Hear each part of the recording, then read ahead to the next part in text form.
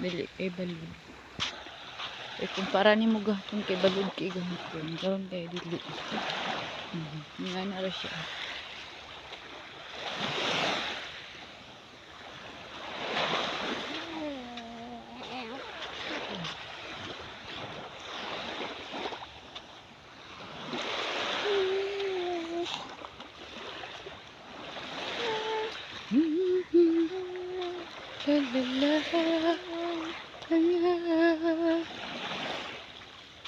Nindot kay kaliguan ba kayo? Dili siya balod.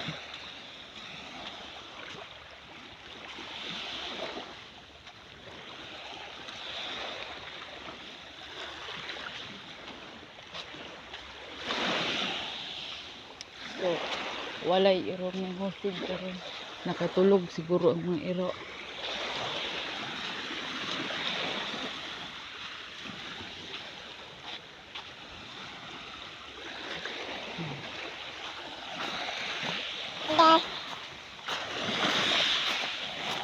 Dako-dako ang dagat pero hindi siya balod.